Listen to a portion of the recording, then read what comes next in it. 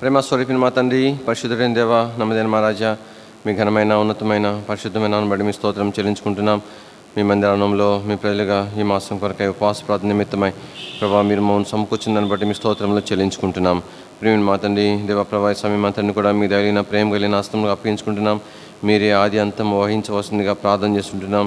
ప్రభా తండ్రి, మీ నడిపింపు కింద, మీ ఆధిపత్యం కింద, మీ అధికారం కింద ప్రభా మీరు మమ్మల్ని ఉంచవలసిందిగా ప్రార్థన చేస్తుంటున్నాం.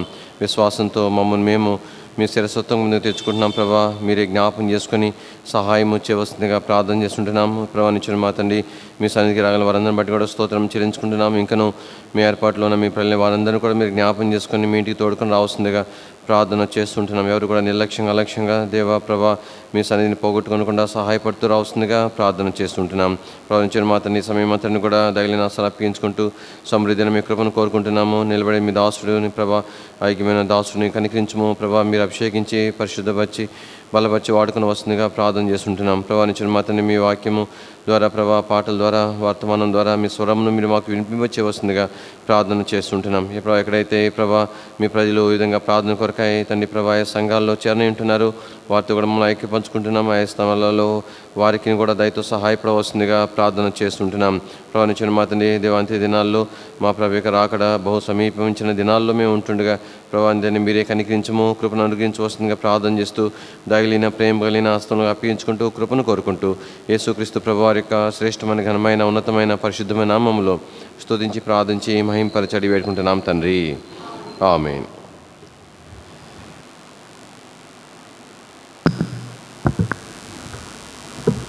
రండి జాన్సన్ బ్రదర్ రండి.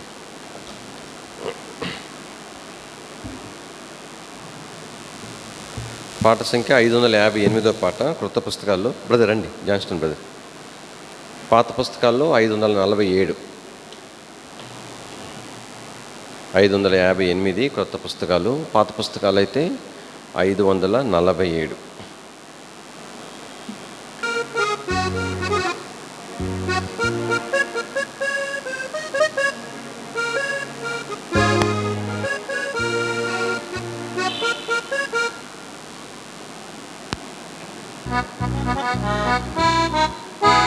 చెట్లు లేని మేటలందు నదుల పారా చేయుదేవా, చెట్లు లేని మేటలందు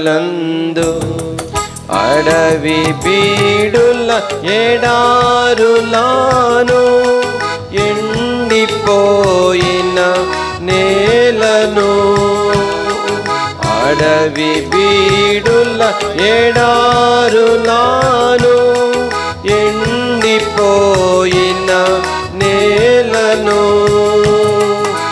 ఏదెనుగా మార్చువాడా, నా హృదయము మార్చుము. ఏదెనుగా మార్చువాడా,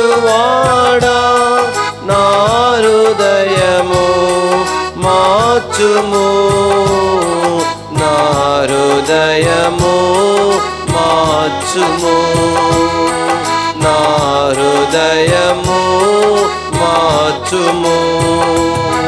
చెట్లు లేని మేటలందు నదుల పారా చేయుదేవా, చెట్లు లేని మేటలందు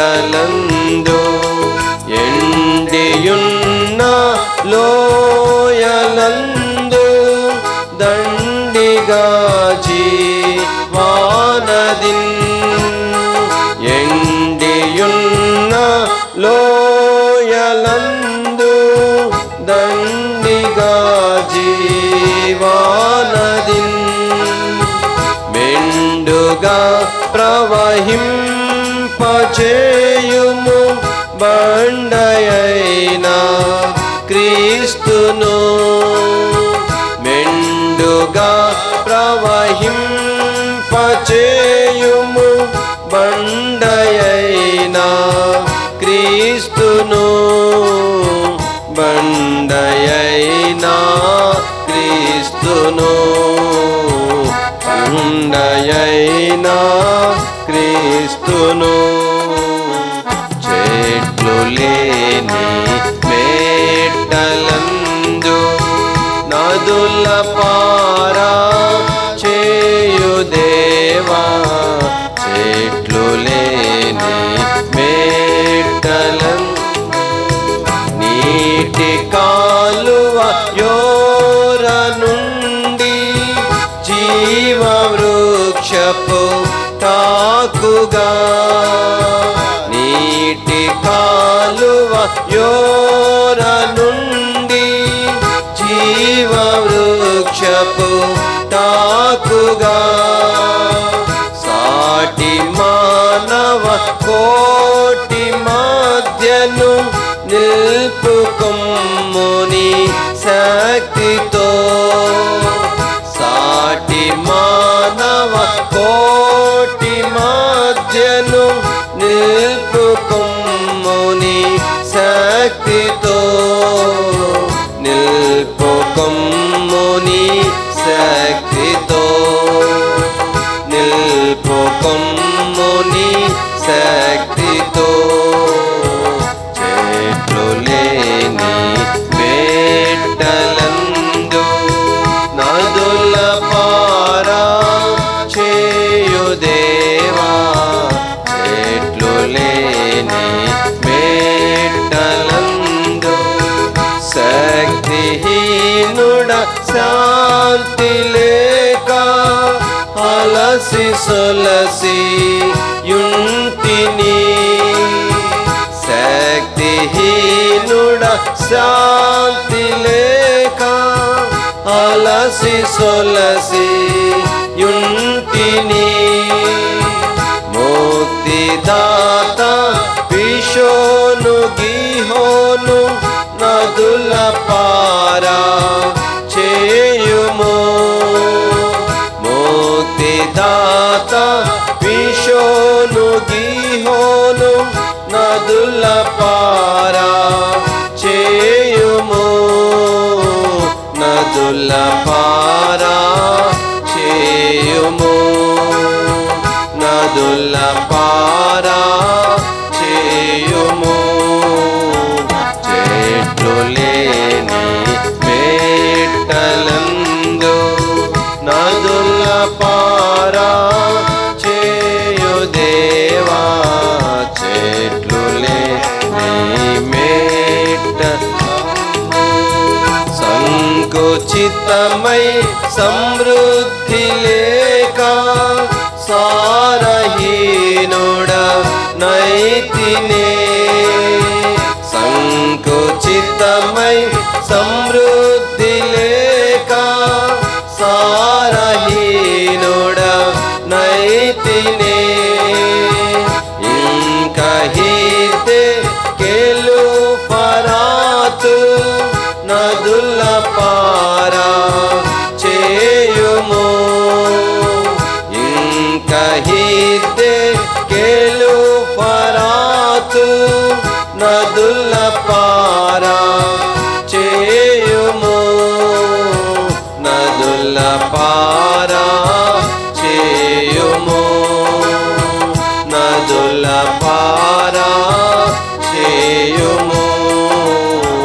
చెట్లు లేని మేటలందు నదుల పారా చేయు దేవా, చెట్లు లేని మేటలు మరణమునకు పాత్రుడానై నిష్ఫలితముగా నుంటిని, మరణమునకు పాత్రుడానై నిష్ఫలితముగా నుంటిని, పరమ జీవ వృక్ష ఫలములు ఫలింపచేయు నెల నెలం, పరమ జీవ ఫలములు ఫలింపచేయు నెల నెలం, ఫలింపచేయు నెల ఫలం ఫలింపచేయు నెల నెలం చెట్లు లేని మెట్టలందు నదుల పారా చేయు దేవా చెట్లు లేని మెట్టలందు.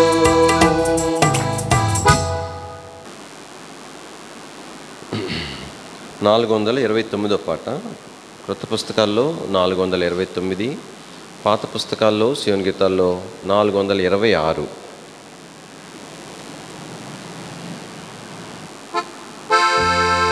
పాపిని నేను తప్పితి భువిలో రక్షించెడి వారెవరు? ఓ ప్రభు యేసు నిరీక్షణతో నీదరికి చేరితిని. ఓ ప్రభు యేసు నిరీక్షణతో నీదరికి చేరితిని. ప్రభువా పాపిని రక్షించుటకు ఈ భువి కరుదెంచితివి. ప్రభువా పాపిని రక్షించుటకు ఈ భువి కరుదెంచితివి. దౌర్భాగ్యుడను వేడితి శరణం వేరేమి చేయాలేను. దౌర్భాగ్యుడను వేడితి శరణం వేరేమి చేయాలేను. పాపిని నేను తప్పితి భువిలో రక్షించెడి వారెవరు? ఓ ప్రభు యేసు నిరీక్షణతో నీదరికి చేరితిని. ఓ ప్రభు యేసు నిరీక్షణతో నీదరికి చేరితిని. జీవము నివ్వవచ్చితివి చచ్చియుంటి నేను. జీవము నివ్వవచ్చితివి చచ్చియుంటి నేను. బంధింపబడితిని మరణ బంధముతో విడిపించెడి వారెవరు? బంధించబడితిని మరణ బంధముతో విడిపించెడి వారెవరు? పాపిని నేను తప్పితి భువిలో రక్షించెడి వారెవరు? ఓ ప్రభు యేసు నిరీక్షణతో నీదరికి చేరితిని. ఓ ప్రభు యేసు నిరీక్షణతో నీదరికి చేరితిని. జన్మముతోనే అపవిత్రుడను నా స్వభావమే పాపం. జన్మముతోనే అపవిత్రుడను నా స్వభావమే పాపం. క్రియలలోను మాటలయందు నీకు విరోధి నైతిని. క్రియలలోను మాటలయందు నీకు విరోధి నైతిని. పాపిని నేను తప్పితి భువిలో రక్షించెడి వారెవరు? ఓ ప్రభు యేసు నిరీక్షణతో నీదరికి చేరితిని. ఓ ప్రభు యేసు నిరీక్షణతో నీదరికి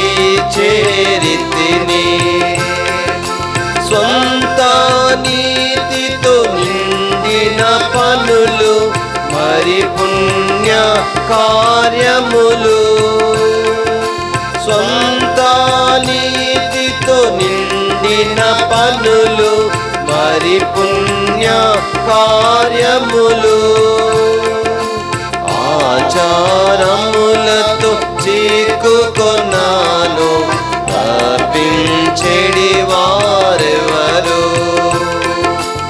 ఆచారములతో చిక్కుకొన్నాను తప్పించెడి వారెవరు పాపిని నేను తప్పితి భువిలో రక్షించెడి వారెవరు ఓ ప్రభు యేసు నిరీక్షణతో నీ దరికి చేరితిని ఓ ప్రభు యేసు నిరీక్షణతో నీ దరికి చేరితిని భరించితివి పాపపు శిక్ష ప్రాణమిచ్చితివి నాకై భరించితివి పాపపు శిక్ష ప్రాణమిచ్చితివి నాకై రక్తము కాచి సర్వమిచ్చితివి నన్ను రక్షించుటకై రక్తము కాచి సర్వమిచ్చితివి నన్ను రక్షించుటకై పాపిని నేను తప్పితి భువిలో తప్పించెడి వారెవరు ఓ ప్రభు యేసు నిరీక్షణతో నీ దరికి చేరితిని ఓ ప్రభు యేసు నిరీక్షణతో నీ దరికి చేరితిని ఓ ప్రభు యేసు దయాళుడవీవు కృంగి వచ్చుచున్నాను ఓ ప్రభు యేసు దయాళుడవీవు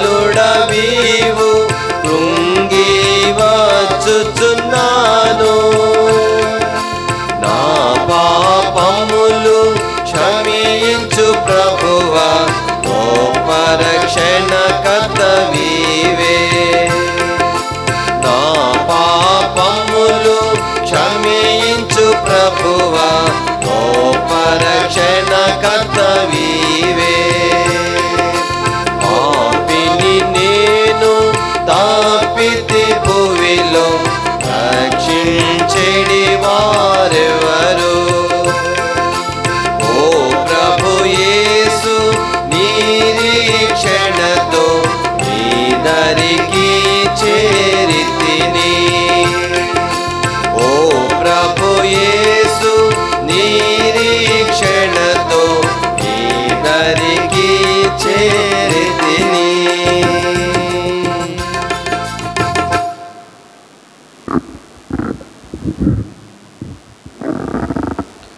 దేవుని వాక్యంలో నుంచి మనం ప్రార్థనలోనికి వెళ్ళే ముందుగా మార్కు సువార్త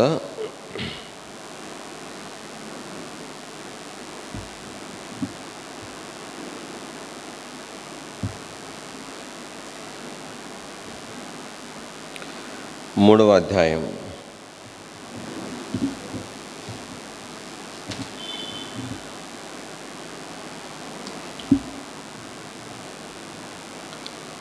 మార్కు సువార్త 3వ అధ్యాయము 13వ వచనం నుంచి మనం మార్చి చదువుకుందాం. మార్కు 3:13 నుంచి మార్చి. ఆయన కొండకి తనకిష్టమైన వారిని పిలవగా వారు ఆయన యొద్దకు వచ్చిరి. వారు తనతో కూడా ఉండినట్లును దయ్యములను వెళ్ళగొట్టు అధికారం గలవారై సువార్త ప్రకటించుటకును వారిని పంపవలెనని ఆయన 12 మందిని నియమించెను. వారెవరనగా ఆయన పేతురు అని పేరు పెట్టిన సీమోను, చదవండి, జబదయి కుమారుడు యాకోబు అను అతని సహోదరు యోహాను, వీరిద్దరికీ ఆయన బోయే నిసర్గెస్ అను పేరు పెట్టెను. బోయే నెర్గెసు అనగా ఉరిమేడు వారని అర్థం. అంద్రెయ, పిలుపు, బర్తలోమయి, మత్తయి, తోమ, అల్పై కుమారుడు యాకోబు, తద్దయి, కనానీయుడైన సీమోను, ఆయన అప్పగించిన ఇస్కరియోతు, యోధా అనువారు. ప్రభు సహాయం కొరకు ప్రార్థన చేసుకుందాం. ప్రియమైన మా తండ్రి, పరిశుద్ధుడైన దేవా, మరోసారి దీనిలో మేము మీ పాసాన్ని కూర్చుంటున్నాం. చదవ లేఖన భాగం ప్రభావ మా నిమిత్తమై దీతో దీవించి ఆశీర్వదించవలసిందిగా ప్రార్థన చేసుకుంటున్నాం. ప్రార్థన కొరకాయి ప్రభానిచ్చిన మా తండ్రి, మమ్మల్ని మేము మీకు ప్రభా ప్రతిష్ఠించుకుంటూ కొరకాయి మీ వాక్య భాగంను దీవించి ఆశీర్వదించవలసిందిగా ప్రార్థన చేసుకుంటున్నాము. ప్రభా తండ్రి, మీ కృప చొప్పున జ్ఞాపం చేసుకున్నామని మహిమాఘనత ప్రభావాలు మీకు ఆరోపించుకుంటూ వందరము స్తోత్రము చెల్లించుకుంటూ ప్రభానిచ్చిన మా తండ్రి చేరగల వారందరిని బట్టి కూడా స్తుతిస్తూ సాగిలపడుతూ యేసుక్రీస్తు ప్రభువారి యొక్క శ్రేష్ఠ నామములో స్తుతించి ప్రార్థించి మహింపరిచి అడిగి వేడుకుంటున్నాం తండ్రి, ఆమేన్.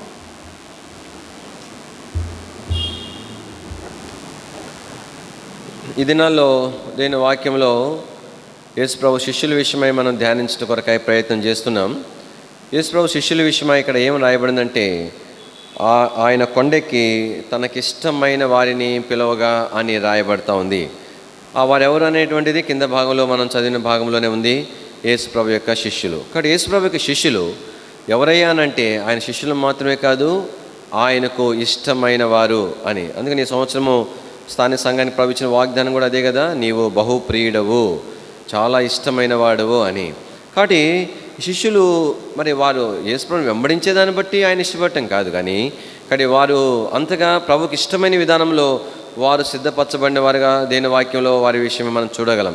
కాబట్టి మొట్టమొదటి భాగంలో పేతురు గురించి మనకు జ్ఞాపం చేయబడతా ఉంది. గత మాసంలో కొంతమేర మనం జ్ఞాపం చేసుకున్నాం. పేతురు యొక్క ప్రారంభము ఎలాగ ప్రారంభించబడింది తన సేవ అంటే పశ్చాత్తాపంతో, దీనత్వముతో, తగ్గింపుతో తన యొక్క పరిచర్య యొక్క ప్రారంభం ఉన్నట్లుగా దేని వాక్యంలో మనం చూసాం. యోహాను సువార్త 1వ అధ్యాయంలో అక్కడ ప్రభు తనను సేవకు పిలిచినప్పటికీ కూడా ఆ తర్వాత లోకా సువార్తలో ప్రభు అక్కడ సంపూర్ణంగా ప్రభుని వెంబడించిన సందర్భం మనం చూస్తాం. కానీ ప్రభు రాత్రి అంతా వారు ప్రయాసపడ్డారు, అయినా కూడా ఆయన మాట చొప్పున వలవేగా విస్తారమైన చేపలు పడ్డాయి. అయితే పేతురు అన్నాడు, నేను పాపాత్ముడను, ప్రభు నన్ను విడిచిపొమ్ము అని చెప్పినాడు. అయితే ప్రభు భయపడవద్దు, నేను మనుషులు బట్టు జాలరుగా చేస్తానని చెప్పినాడు. కాబట్టి పేతురు యొక్క సేవ యొక్క ప్రారంభం. కాబట్టి మొట్టమొదటిగా పేతురుని ప్రస్తావించట్లో ఉద్దేశం ఏంటంటే, శిష్యులందరూ ప్రాముఖ్యమైన వారు అయినప్పటికీ వారిలో పేతురు ఎంతో ప్రాముఖ్యమైన వాడు. ఆ ప్రాముఖ్యతలో ఒక ప్రాముఖ్యమైన భాగం ఏంటంటే పేతురు యొక్క సేవ ప్రారంభమే. కానీ ఆ సేవ ప్రారంభమే ఒక మోడల్ చెప్పాలంటే ఎంతో అతిశయంతో తన సేవను ప్రారంభించవలసింది. ఎందుకంటే విస్తారమైన చేపలు పడినాయి అంటే దాని కొరకు దేవుడు తనను వాడుకున్నాడంటే ఎంతో గొప్ప సంగతి. కానీ అక్కడ పేతురు తన విషయమైనటువంటి ఎంతో పశ్చాత్తాపముతో తన సేవ యొక్క ప్రారంభాన్ని మనం చూడగలుగుతాం. కాబట్టి దినవాక్యంలో కొన్ని సంగతులు జ్ఞాపం చేసుకున్నాం. కానీ ఈ దినము ప్రభు చిత్తమైతే పేతురు తర్వాత యాకోబు, యోహానులను ముగ్గురిని మాత్రమే పిలుచుకొని వెళ్ళినటువంటి 3 సందర్భాల్లో క్లుప్తంగా మనం జ్ఞాపం చేసుకోవడానికి ప్రయత్నం చేస్తాం. కాబట్టి దేవుడు ప్రభువైన యేసుక్రీస్తు వారు భూమి మీద ఉన్నప్పుడు కాబట్టి పేతురు, యాకోబు, యోహానులను మాత్రమే వెంట పెట్టుకొని వెళ్తూ వచ్చినాడు. ఆశ్చర్యమైన విషయం ఏంటంటే ఆ ముగ్గురు పేర్లు ప్రస్తావించబడేట్లో మొదటి పేరు మాత్రం పేతురుదే ప్రస్తావించబడతా ఉంది.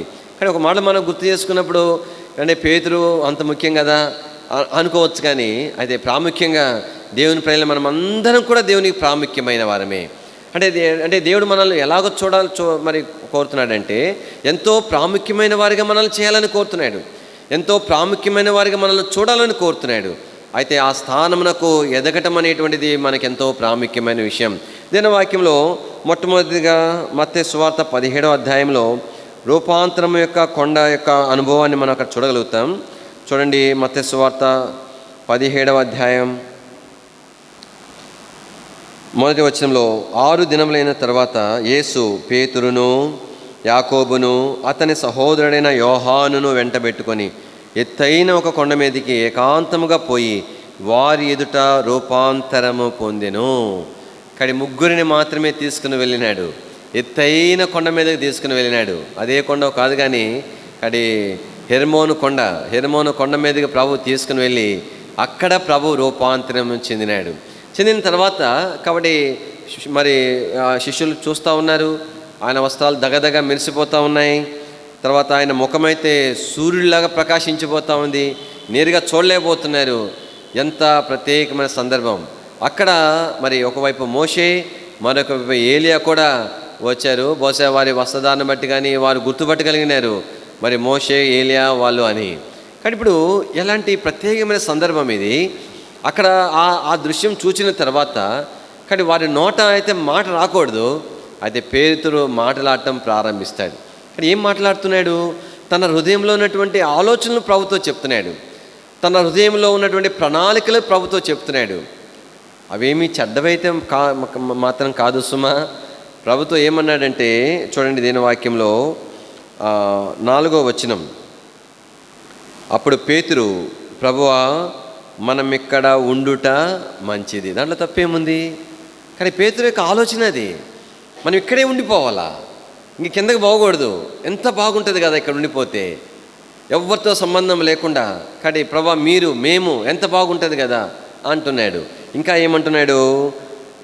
నీకు 1, మోషేకు 1, ఏలియాకు 1 3 పర్ణశాలలు కట్టుదునని యేసుతో చెప్పాను. కాబట్టి ఇక్కడ మోషే, ఏలియాలు ప్రభుత్వం మాట్లాడుతున్న సందర్భం బహుశా ప్రభువు యేసుక్రీస్తు వారు ఆయన శిలువ మరణం కొరకు సిద్ధపడుతుంటుండగా. కాబట్టి దాని విషయమై బహుశా వారి మధ్య ఆ సంభాషణ జరుగుతూ వచ్చిందేమో మనకు తెలియదు. కానీ అయితే ఇక్కడ మనం చూస్తుంటున్నాం, పేతురు తన హృదయంలో ఉన్నటువంటి ప్రణాళికలు, ఆలోచనలు ప్రభుతో చెప్తున్నాడు.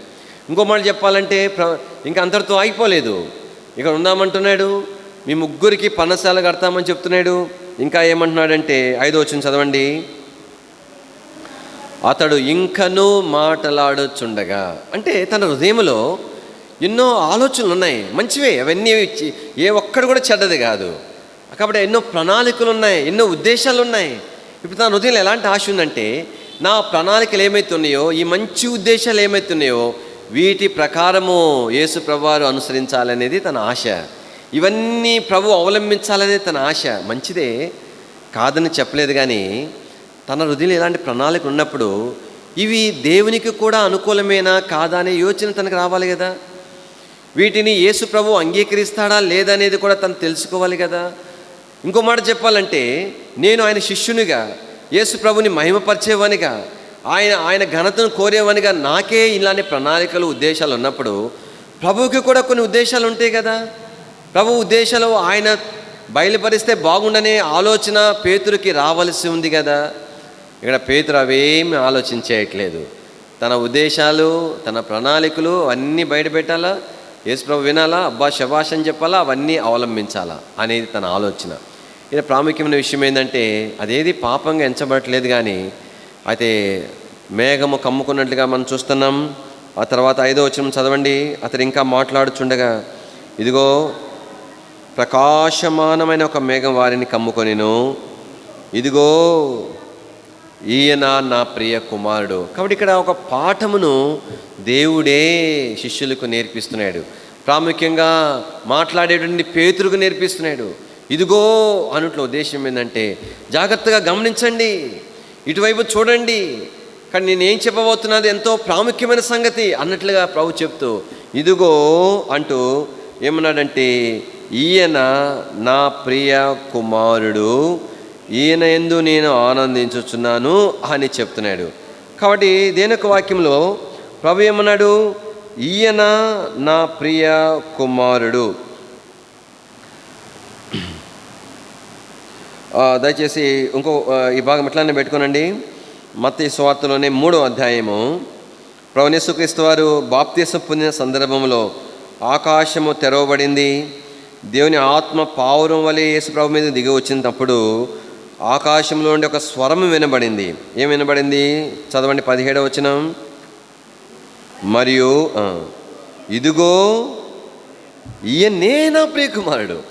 అక్కడేమో ఈయన నా ప్రియకుమారుడు అని 17వ అధ్యాయంలో అన్నట్లో 3వ అధ్యాయంలో ఏమంటున్నాడు? ఈయనే నా ప్రియకుమారుడు అంటూ అంటే ప్రభునే దేవుడు ఏమని సాక్ష్యం ఇస్తున్నాడంటే, నాకు ఇష్టమైనది, ప్రియమైనది ఏదైనా ఉన్నదంటే అది నా ప్రియకుమారుడని యేసు ప్రభువే. ఆయన కాక ఇంక ఏది కూడా కాదు. పరలోకము కాదు, పరలోకములో ఉన్నది అంత కూడా కాదు. నాకు ప్రియమైనది ఏంటంటే ఈయనే. మరి ఏం చేయాలా?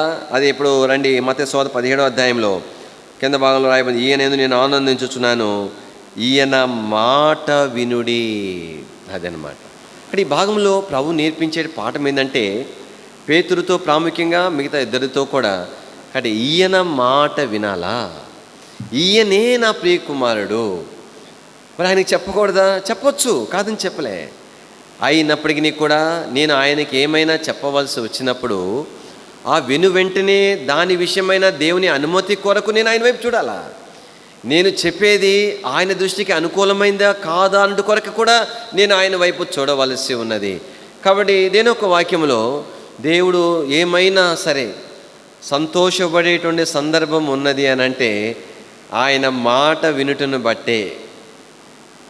మనం ఎంతైనా ఆరాధన చేయొచ్చు, ఎంతైనా సేవ చేయొచ్చు, ఎన్ని కానుకలైనా ఇవ్వచ్చు, ఎంతైనా కష్టపడవచ్చు, అవన్నీ సంతోషమే. కానీ అన్నిటికంటే సంతోషదాయకమైన సంగతి దేవునికి ఏమైనా ఉన్నదంటే యేసు ప్రభు మాట వినటమే.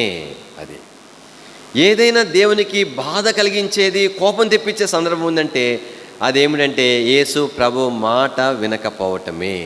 అందుకని ఈ దినాలలో ప్రాముఖ్యంగా మనము నేర్చుకోవాల్సిన పాఠం ఏంటంటే మనము ఆయన మాట వినుట కొరకే సిద్ధపడాలా.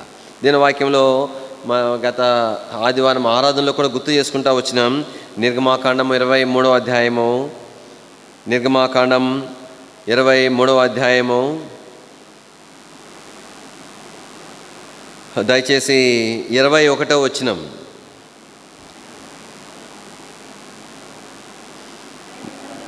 ఆయన సన్నిధిని జాగ్రత్తగా ఉండి ఆయన మాట వినాలా, అదనమాట. కానీ దేవుడు ఏమని జ్ఞాపం చేస్తున్నాడు, నేర్పించే ప్రాముఖ్యమైన పాఠం ఏంటంటే ఆయన మాట వినాలా. ఒబే హిజ్ వాయిస్ అని ఉంటుంది. ఆయన స్వరమునకు, ఆయన మాటకు విధేయత చూపించాలా. ఆ తర్వాత అన్నాడు, ఏమన్నాడంటే ఆయన కోపము రేపోదు. ఎందుకు వస్తుందండి కోపం? ఆయన మాట వినకపోతే వస్తుంది. కాబట్టి ఈ ప్రియులరా, దేవుని యొక్క ప్రజలంగా ప్రార్థనలకు వెళ్ళక మునుపు కానీ ఇదే మన యొక్క తీర్మానమా చెప్పండి. కానీ నేను నా హృదయంలో ఇదేనా నా ఆశ? ఎన్నోసార్లు శత్రువు నన్ను మోసగిస్తాడు. ఏమనంటే నా హృదయంలో ఎన్నో ఆలోచనలు, ప్రణాళికలు, మరి నా ప్రణాళికలు అవి, నా ఉద్దేశాలు అవన్నీ కూడా చెడ్డవి కాకపోవచ్చు. కానీ నాకేం పట్టు ఉంటుందంటే అవి నెరవేర్చబడాలని పట్టు ఉంటుంది. అయితే నేనేం నేర్చుకోవాలంటే కాబట్టి నాకున్న ఆలోచనలు ఏమైనా కావచ్చు, అవి ఎంత మంచివైనా కావచ్చు, నేను నా ప్రభు మాట వినవలెను అనేది కాబట్టి నేను నేర్చుకోవలసి ఉంది. కానీ ఎన్ని సందర్భాలలో నేను ఆయన మాట వినకపోతేనో అన్ని సందర్భాలలో కూడా నేనేం చేస్తూ ఉంటేని చెప్పండి, ఆయన కోపము రేపుతూ ఉంటేని. కాబట్టి దేని వాక్యంలో ఒక సందర్భం నేను జ్ఞాపం చేస్తాను. ఇంతకుముందు నేను గుర్తు చేస్తానో లేదో జ్ఞాపకం రావట్లేదు, కానీ ఏం పర్వాలేదు, మరోసారి జ్ఞాపం చేసుకున్నా కూడా పొరపాటు లేదు. దేని వాక్యంలో ఒకానొక సందర్భంలో తుఫాను వచ్చిన సందర్భం బైబిల్ అందులో మనం చూడవచ్చు. మార్కు సువార్త 4వ అధ్యాయం, మార్కు సువార్త 4వ అధ్యాయము,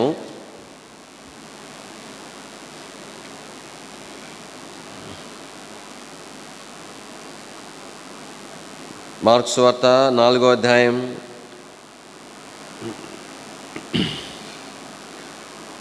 దయచేసి 37వ వచనం చదవండి. అప్పుడు పెద్ద తుఫాను రేగి ఆయన ఉన్న దోణి మీద అలలు కొట్టినందున దోణి నిండిపోయిను. ఆయన దోణి అమరమున తలగడ మీద తల వాల్చుకొని. కాబట్టి దేని వాక్యంలో పెద్ద తుఫాను రేగింది, అలలన్నీ యేసుప్రభున్న పడం మీద కొడుతుంటే ఆయన ఏం చేస్తున్నాడు చెప్పండి? అరమెరక మీద తల వాల్చుకొని ఏం చేస్తున్నాడంటే ఆయన నిద్రించుచుండెను. ఒక అర్థం ఏంటంటే ఆయన శరీరంతో ఉన్నాడు, ఎంతో సేవ చేస్తున్నాడు కాబట్టి అలసిపోయినాడు, నిద్రపోతాడు, అంతే అయి ఉండవచ్చు, కాదని అనలేము. కాబట్టి ఎక్కడ ప్రాముఖ్యమైన విషయం అది కాదు. నిస్సహాయుడుగా తన మాట వినేవారు ఎవరు లేని సందర్భంలో నేను ఏం చేయగలను అన్నట్లుగా ఆయన మౌనంగా తల వాల్చుకొని నిద్రపోతూ ఉన్నాడు. ఏమైపోయింది ఆయనకు అనంటే రండి దేని వాక్యంలో 35వ వచనం చదవండి.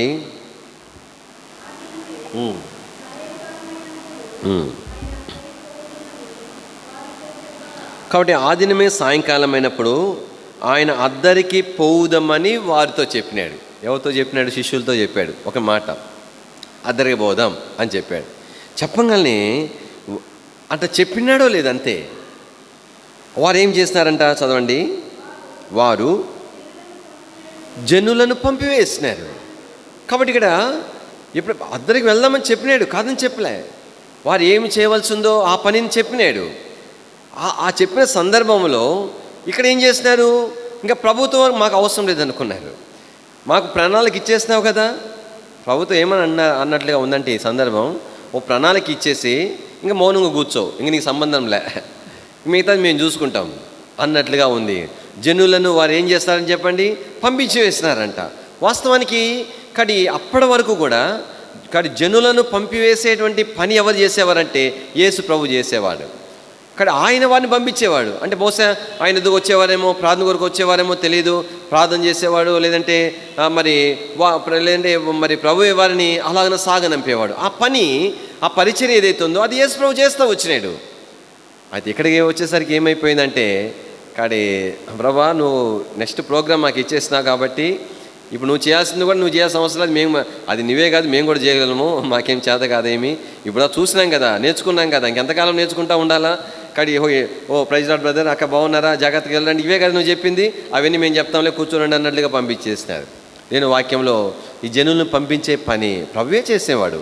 రండి నేను వాక్యంలో ఒకటండి వచ్చాను మీకు జ్ఞాపం చేస్తాను. దయచేసి మత్తయి సువార్త 13వ అధ్యాయము, మత్తయి సువార్త 13వ అధ్యాయం. బైబిల్లో మీరు ఎక్కడైనా చూడండి, ఈ సందర్భాలు మళ్ళా మనం చూడవచ్చు సహాయకరంగా. ఒకటి రెండు సందర్భాలు చూద్దాం. మత్తయి సువార్త 13వ అధ్యాయము దయచేసి 36వ వచనం. అప్పుడు ఆయన జన సమూహములను పంపివేసి, కాబట్టి 35వ వచనం వరకు ఆయన బోధ చేసినాడు. అప్పుడు ఆయన జన సమూహములను, ఆయన యేసుప్రభు వారు వారిని ఆయన పంపివేసినాడు, ప్రార్థన చేసి పంపినాడు, లేదా సాగనంపినాడు. తర్వాత దేని వాక్యంలో దయచేసి 14వ అధ్యాయము 22వ వచనం. అప్పటికే మరి వారు 5 రొట్టెలు 2 చేపలు అందరూ భుజించి అయిపోయిన తర్వాత, పని అయిపోయిన తర్వాత వెంటనే ఆ జన సమూహములను తాను పంపివేయనంతలో,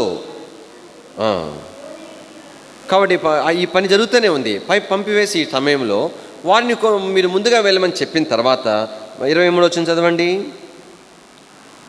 ఆయన ఆ జన సమూహములను పంపివేసినాడు. తర్వాత 15వ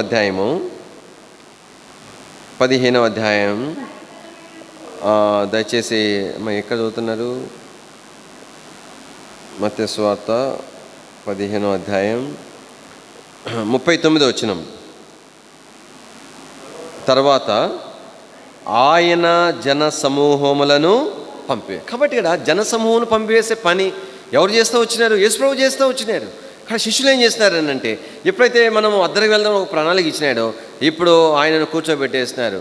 అంటే వారు ఒక మాటలు అంటే నోటి మాటతో చెప్పలేదు, కానీ అయితే వారి క్రియలు అట్లాగా ఉన్నాయంటే ప్రభు కూడా ఏం చేయలేకపోయినాడు. ప్రభు అన్నాడు కదా, మీరు గమ్ముకొండండి, ఏంది ప్రసారి నేను కదా వాళ్ళని పంపించేది, మీరు ఎట్లా పంపిస్తారని ప్రభు అనలే. అంటే ఒక నిస్సహాయుడిగా అయిపోయినాడు, పక్కన పెట్టినట్టు అయిపోయింది. అంతటితో ఆగిపోలేదు వారు. మార్కు సువార్త 4వ అధ్యాయంలో, మార్కు సువార్త 4వ అధ్యాయము జనులను పంపివేసి ఏం చేశారంటే 35వ వచనంలో, ఆయనను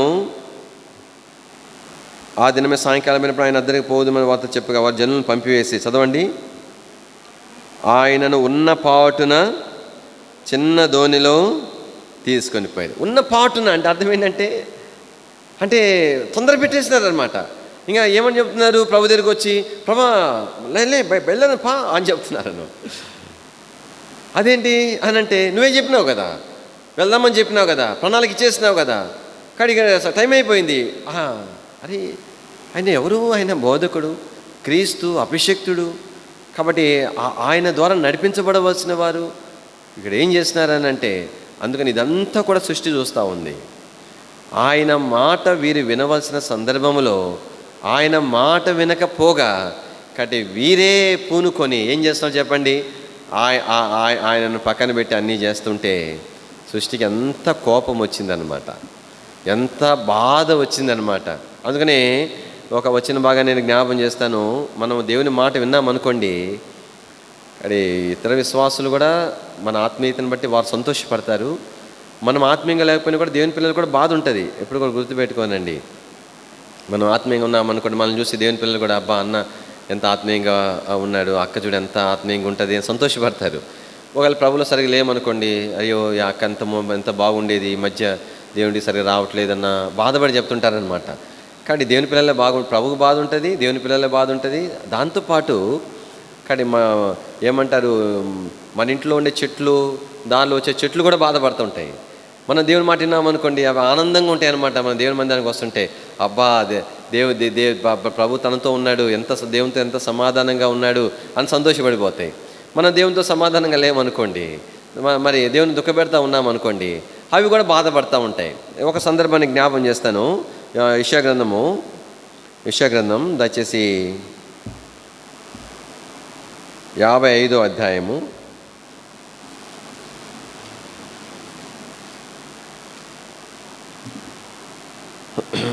12వ వచనం.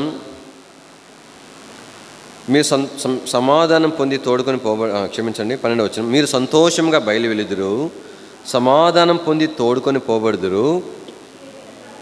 మీ ఎదుట పర్వతములను, చదవండి అక్క, మెట్టలను సంగీత నాదము చేయును, పొలంలోని చెట్లన్నీ ఎందుకు చప్పట్లు కొడతాయంట? ఎందుకంటే సంతోషంగా బయలు వెళ్తే, దేవునితో సమాధానం పొంది దేవుని చేత తోడుకొని పోబడితే, అన్ని విషయాల ప్రభుత్వం సఖ్యపడితే, దేవుని వాక్యంలో పర్వతములు, పొలాల్లోని చెట్లు ఇవన్నీ ఏం చేస్తాయంట చెప్పండి? మంచిగా మ్యూజిక్ వాయిస్తాయంట, చప్పట్లు కొడతాయంట, సంతోషపడతాయంట.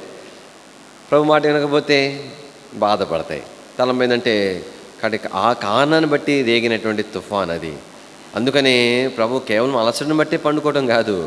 కాబట్టి ఇప్పుడు ప్రభు ఏం మాట్లాడినా కూడా వారు వినే పరిస్థితులు లేరు.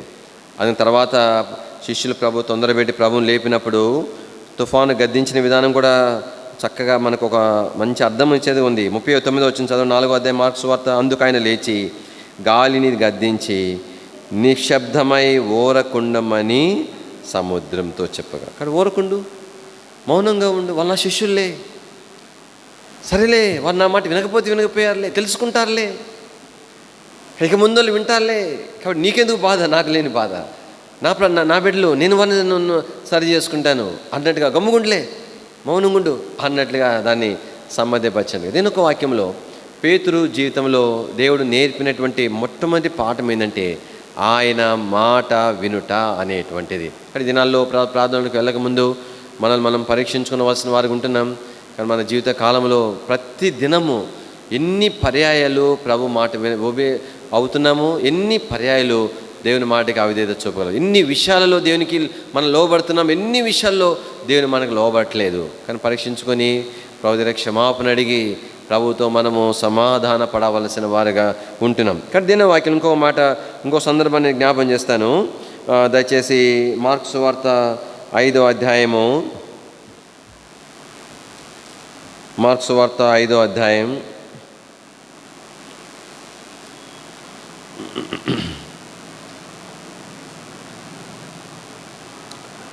ఇక్కడ సమాజ మందిరపు అధికారి యొక్క కుమార్తె ఆమె చనిపోయినది.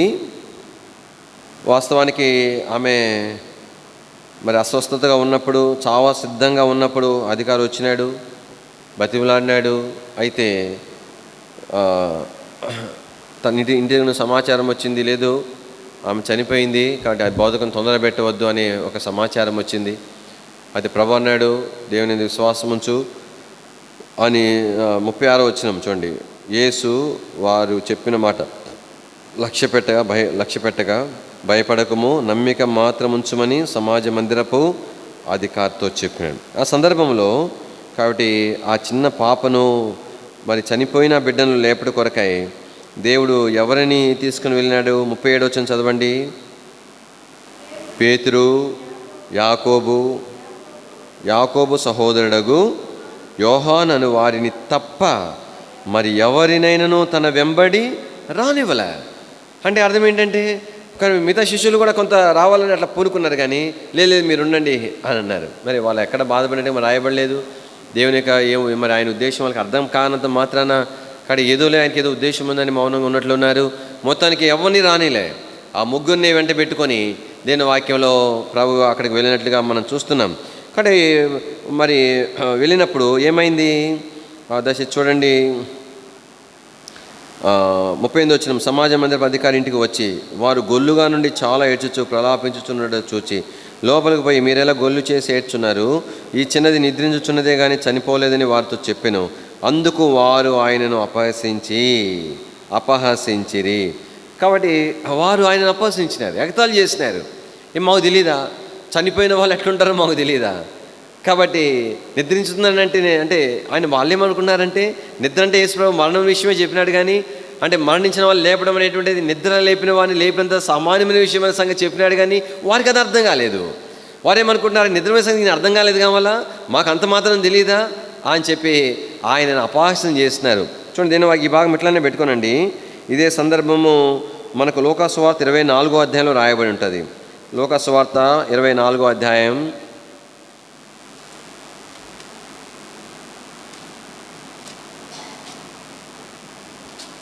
క్షమించండి,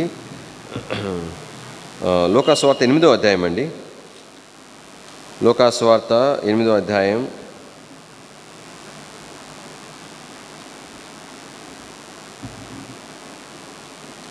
53వ వచనం. ఆమె చనిపోయినని వారు ఎరిగి ఆయనను ఏం చేశారని చెప్పండి, అపహసించినారు. కాబట్టి దీనొక వాక్యంలో ఆయనను అపహాస్యం చేసినారు. ఇప్పుడు మళ్ళీ తినండి, మార్కు సువార్త 5వ అధ్యాయానికి వద్దాము. కానీ ఇక్కడ దేని వాక్యంలో ప్రభు ఏమన్నాడంటే 39వ వచనం, చనిపోలేని వారితో చెప్పినప్పుడు 40వ వచనంలో, అందుకు వారు ఆయన అపహసించిరి. అయితే ఆయన వారినందరినీ బయటకు పంపివేసి ఆయన వారిని అందరినీ బయటకు పంపించేసినాడు. అంటే ఎవరిది ఇల్లు? అధికారి ఇల్లు అది. కానీ ఏదైనా ఉంటే అధికారి చెప్పాలా, వాళ్ళందరినీ పంపించేసి కానీ వారి స్థలం ఇవ్వకుండా నన్ను లోపల రానికుండా ఉన్నారు అని చెప్పాలా. అయితే ఆ పంపించే పని ఎవరు చేస్తారంటే, అంటే అక్కడ జనులు పంపించేది ఒకటి కాదు, అది వేరే సందర్భం. జనులను సాగనంపడము, అదే వాళ్ళు ఆశీర్వదించి పంపడము, ప్రార్థన చేసి పంపడం, అదే వేరే సందర్భం. ఇక్కడ పంపడం అంటే అర్థం ఏంటంటే బలవంతంగా తోలేయటం అనమాట బయటికి. అంటే అర్థం ఏంటి, ఈ అధికారి కూడా చెప్పుంటారు, అయ్యా లేదు కాబట్టి బోధకుడు వచ్చాడు, యేసుప్రభు వచ్చినాడు, ఆయన ఏమైనా చేయగలడు, ఆయన నా నమ్మకం ఉంది అని చెప్తే వారేం పట్టించుకోలే.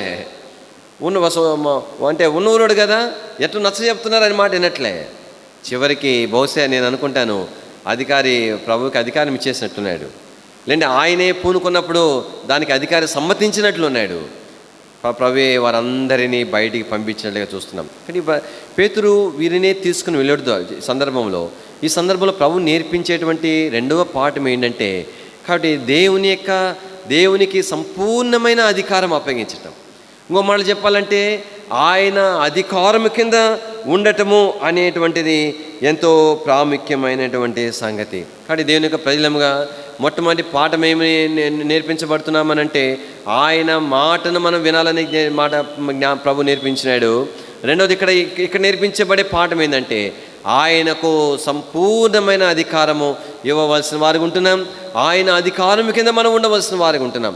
బైబిల్ గ్రంథంలో కానీ ఒక చక్కని ఉదాహరణ కూడా మనం జ్ఞాపకం చేసుకోవచ్చు.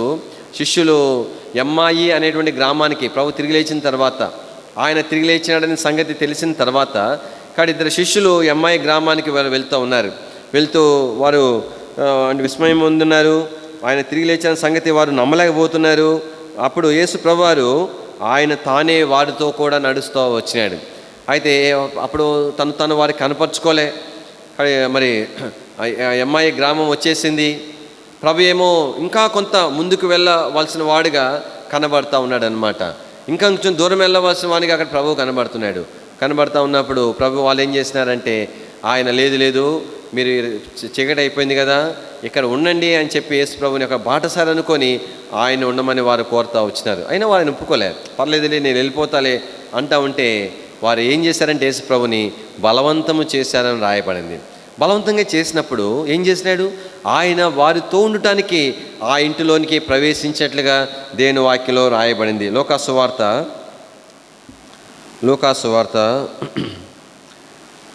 దయచేసి 29వ వచనం. వారు సాయంకాలం కావచ్చినది. 24వ అధ్యాయం అండి, లూకా సువార్త 24వ అధ్యాయం చివరి అధ్యాయము 29వ వచనం. చివరి అధ్యాయము 24వ అధ్యాయం 29వ వచనం. వారు సాయంకాలం కావచ్చినది, ప్రొద్దు గ్రుంకినది, మాతో కూడా ఉండుమని చెప్పి ఆయనను బలవంతము చేసిరి గనుక ఆయన వారితో కూడా ఉండుటకు లోపలికి వెళ్ళెను. చదవండి 30వ వచనం. ఆయన వారితో కూడా భోజనముకు కూర్చున్నప్పుడు ఒక రొట్టెను పట్టుకొని స్తోత్రము చేసి దాన్ని విరిచి వారికి పంచి పెట్టగా. కాబట్టి ఇక్కడ ఎవరింటికి వెళ్ళారు? ప్రభు వారి గృహంలో ఉన్నాడు. భోజనాన్ని కూర్చుంటే ఎవరెవరికి వడ్డించాలా? ఆ ఇంటి వారు బాటసారిగా ఉన్నటువంటి యేసు ప్రభుకి వడ్డించాలా. యేసు ప్రభు అప్పుడు గుర్తుపట్టలేదు అనుకోండి, ఆయన వడ్డించాలా. కానీ ఇక్కడ ఏం చేసినారంటే వారు తెలియకుండానే ఒక కార్యం చేసినారు. ఆయనకే సంపూర్ణమైన అధికారం ఇచ్చినాడు. అయ్యా కాబట్టి ఇది నీళ్ళే అనుకో, లేదు కాబట్టి నువ్వే సర్వింగ్ చేయి, కాబట్టి నువ్వే మాకు ఏది ఎవరికి ఇస్తావో నువ్వే పంచిపెట్టు అన్నట్లుగా ఉన్నట్టున్నారు. కాబట్టి దీని వాక్యంలో మరి ఇక్కడ ఏం రాయబడిందంటే మరి వారితో భోజనం కూర్చున్నప్పుడు ఆయన ఒక రొట్టెను పట్టుకొని స్తోత్రం చేసి వారికి పంచిపెట్టినాడు.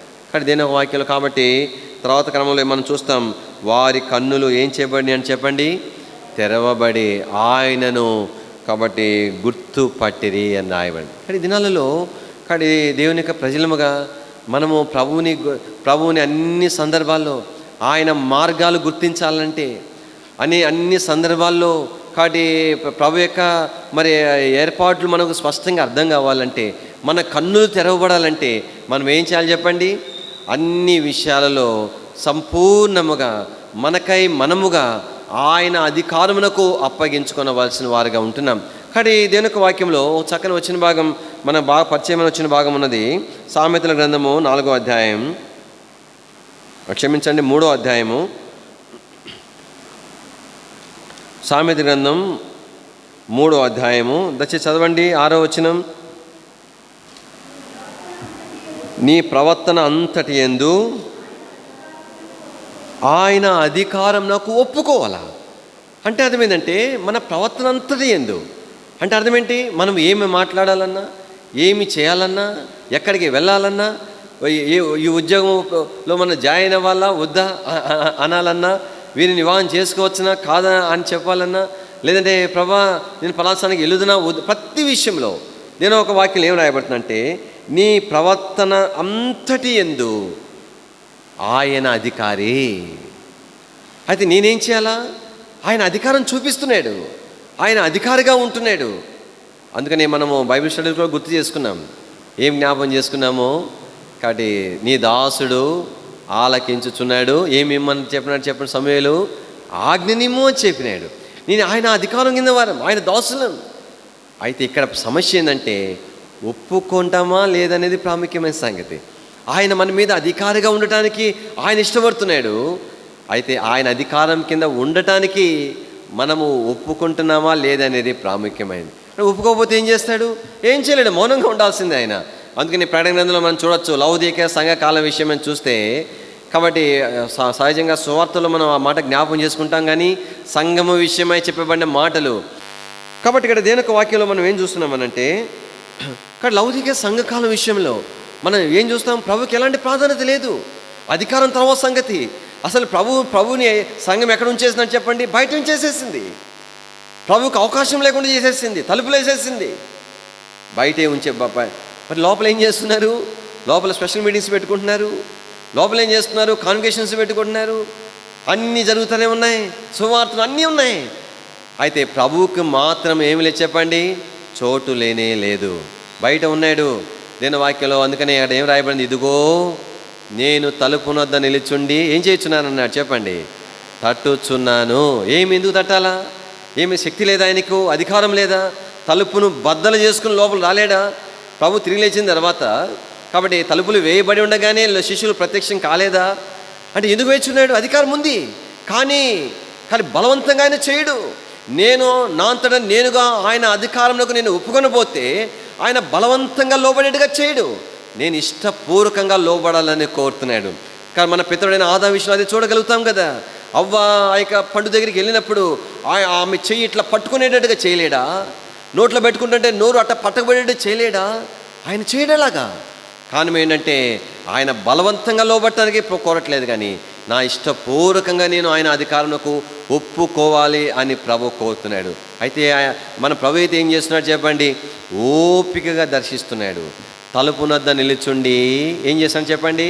తట్టుచున్నాను, ఎవడైనా నా స్వరము విని తలుపు తీసిన ఎడలా.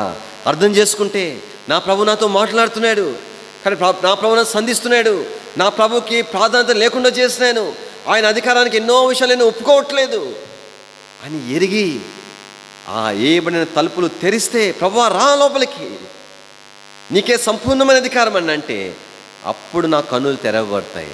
నాకేం అర్థమవుతుందో తెలిసిన సామెతలో 3వ అధ్యాయంలో ఏం రాయబడింది? ఆయన అధికారంలోకి ఒప్పుకొనుము, చదవండి, అప్పుడు ఆయన నీ త్రోవలను సరళము చేయను. అంటే అర్థం ఏంటంటే నా త్రోవలంటే అవి ఎవరి? ప్రభు త్రోవలు. ఆయన త్రోవలో నేనున్నాను అంటే చక్కగా కనబడతాయి. నేను నడవలసిన మార్గం నాకు తేటగా అర్థమైపోతుంది. నేను ఎటువైపు వెళ్ళాలనే సంగతి నాకు స్పష్టంగా తెలిసిపోతుంది. అందులో రెండవదిగా పేతురు జీవితంలో ప్రభు నేర్పించిన రెండో పాఠము ఈ దినాల్లో నీకు నాకు కూడా ప్రభు నేర్పిస్తున్నాడు. ఆ పాఠం ఏంటంటే నా అంతటా నేనుగా ఇష్టపూర్వకంగా ప్రభు యొక్క అధికారం నాకు అప్పగించుకోవాలి. కాబట్టి అందుకని మొట్టమొదటి పాఠం ఏంటి చెప్పండి? ఆయన మాట మనము వినవలసి ఉన్నది. రెండవ పాఠం ఏంటి చెప్పండి? ఆయన పాఠం ఏంటి? ఆయన యొక్క అధికారమునకు మనం అప్పగించుకోవాలి. అందుకని ఆయన శిరసత్వం కింద ఎన్నోసార్లు ప్రార్థన చేసినప్పుడు చేస్తుంటాం, ప్రభా విశ్వాసంతో మమ్మల్ని నీ శిరసత్వం తెచ్చుకుంటున్నామని చెప్తాం. ఎందుకంటే అర్థం ఏంటి? ఇక్కడ నుండి సూచన లేకుండా ఒక చెయ్యి ఒక ఏలు ఏ ఒక్కడు కూడా కదలటానికి అవకాశమే లేదు. శరీరంలో ఏ భాగం కదలన్న ఇక్కడ నుండి మరి సమాచారం రావాల్సిందే. అంటే అదే అంటే అర్థం, ప్రభా నేను ఏమి చేయాలన్నా సరే నీ నుండి ఆదేశం రావాలా, నీ నుండి సూచన రావాలా అనేటువంటిది. కానీ రెండవది పేతురు నేర్పించిన రెండవ పాఠం ఏంటంటే ఆయన అధికారంకి అప్పగించి ఆ ముగ్గురిని మాత్రం తీసుకెళ్ళటం ఉద్దేశం అదే అనమాట. కానీ ఆ ప్రభుకి ఎలాగైనా సంపూర్ణంగా అధికారం అనుగ్రహించబడిందో వారు చూస్తూ వచ్చినారు. తర్వాత ఇంకా 2 సంగతులు నేను క్లుప్తంగా జ్ఞాపం చేసి నేను ముగిస్తాను. ఆ ముగ్గురు మాత్రమే తీసుకెళ్ళిన మరొక సందర్భం కూడా ఉన్నది, కానీ ప్రభు చిత్తమైతే ప్రభు రాకడ ఆలస్యమైతే మరొక సందర్భంలో మనం జ్ఞాపం చేసుకుందాం. దయచేసి మార్కు సువార్త 5వ అధ్యాయము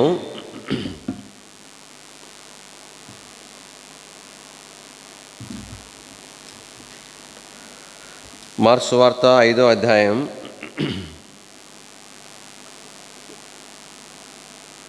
కనుక ప్రభు ఆ చిన్న బిడ్డను, చనిపోయిన బిడ్డను ప్రభు తిరిగి లేపినాడు. 12 సంవత్సరాల పాప ఆమె. తర్వాత అందరూ బహుగా విస్మయం పొందినట్లుగా 42వ వచనం రాయబడింది. 43వ వచనం చదవండి, చివరి వచనం. జరిగినది ఎవరికి తెలియకూడదని ఆయన వారికి గట్టిగా ఆజ్ఞాపించినాడంట. జరిగినది ఎవరికి తెలియకూడదు. అరే ఇంత గొప్ప కార్యం, బహుగా విస్మయం పొందినారు. స్పష్టంగా ఆమె చనిపోయిందని నిర్ధారించబడినటువంటి బిడ్డ లేచి నడవసాగుతుందంటే ఎంత గొప్ప ఆశ్చర్యకార్యం కదా. ప్రభు ఏం చెప్పాలా? వాస్తవానికి అందరికీ తెలియజెప్పండి అని చెప్పాలా. కాబట్టి ఇప్పుడైనా నన్ను తెలుసుకోవాలి అందరూ అని చెప్పాలా. ప్రభు ఏం చేశాడంటే దేని వాక్యంలో వారికి గట్టిగా ఆజ్ఞాపించినాడు. ఏమని ఆజ్ఞాపించినాడు? ఎవ్వరికీ తెలియకూడదు. అంటే ఈ భాగం మనకి ఏం చూపిస్తున్నదంటే, కానీ ప్రభువు యేసుక్రీస్తు వారు ఆయన భూమి మీద ఉన్నప్పుడు తనను తాను మహిమ పరుచుకొనలేదు. ఇంక మాట చెప్పాలంటే ఆయన మహిమ పొందవలసిన వాడు అన్ని స్థానంలో, పరలోకంలో ఉన్నప్పుడైనా భూమి మీద ఉన్నప్పుడు కూడా. మనం ఎరుగుదాం కదా, యేసు ప్రభువారు మరి సాతాను చేత శోధించబడిన తర్వాత ఎవరో ఉపచారం చేస్తున్నారు యేసు ప్రభుకి. పరలోకం నుండి దేవుని దూతలు వచ్చి యేసు ప్రభుకి ఏం చేస్తారు చెప్పండి? ఉపచారం చేస్తున్నారు. దేని వాక్యలో ఆ భాగం చూస్తాను, ప్రయత్నం చేద్దాం. చూడండి,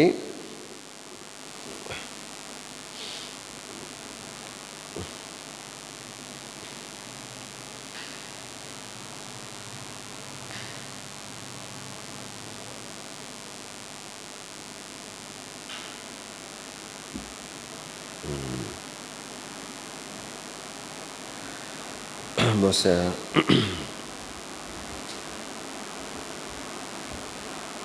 మత్తయి సువార్త 4వ అధ్యాయము 11వ వచనం. అంతటా అపవాది ఆయన్ని విడిచిపోగా, ఇదిగో దేవదూతలు వచ్చి ఆయనకు ఏం చేశారని చెప్పండి, పరిచర్య చేసినారు. సిలువకు వేయబడేటప్పుడు కూడా చెప్పినాడు పేతురుతో అదే కదా. కాబట్టి నేను ఒక్క సూచన చేశానంటే 12 సేనా వ్యూహములు వస్తారు. వచ్చిన సందర్భం కూడా ప్రత్యక్షంగా బైబిల్లో రాయబడింది. దేవుని దూతలు వచ్చి అంటే అర్థం ఏంటి, ఆయన పరలోకంలో ఉండగా ఎంత అధికారం ఉందో, ఎంత ప్రభావం ఉందో, ఎంత శక్తి ఉందో భూమి మీద ఉండక కూడా ఆయన మహిమపరచబడవలసిన వాడే. అయితే అయినప్పటికీ కూడా భూమి మీద ప్రభువు యేసుక్రీస్తు వారు తనను తాను ఏం చేసుకోలే చెప్పండి, మహిమపరచుకోలే. ఏం చేసినాడు, తండ్రిని మహిమపరిచినాడు. కాబట్టి దేవుని యొక్క వాక్యలో పేతురు మరి మిగతా ఇద్దరికి ప్రభు నేర్పించే పాఠం ఏంటంటే, కానీ ఖండితంగా ఆజ్ఞాపిస్తుంటే ఆశ్చర్యపోయినారు. కారణం ఏంటంటే వారి యొక్క ప్రభు యొక్క నేర్పించిన పాఠం ఏంటంటే తాను తండ్రిని మహిమపరుస్తున్నాడు. కానీ ఏమి చేసినా కూడా భూమి మీద ఆయన సంపూర్ణ అధికారం ఉన్నప్పటికీ కూడా, తను ఏమైనా చేయడకు స్వేచ్ఛ ఉన్నప్పటికీ కూడా సమస్తము కూడా తండ్రిని చూచే చేస్తూ వచ్చినాడు. అందుకు దేని వాక్యలో ఒక చిన్న వచ్చిన భాగాన్ని మాత్రము ఈ సందర్భంగా నేను జ్ఞాపం చేస్తాను. యోహాను సువార్త 5వ అధ్యాయము, యోహాను సువార్త 5వ అధ్యాయం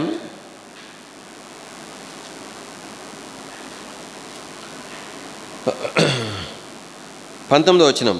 కాబట్టి యేసు వారికి ఇట్లు ప్రత్యుత్తరం ఇచ్చెను, తండ్రి ఏది చేయుట కుమారుడు చూచునో అదే కానీ తనంతట తాను ఏదియు చేయనేరడు.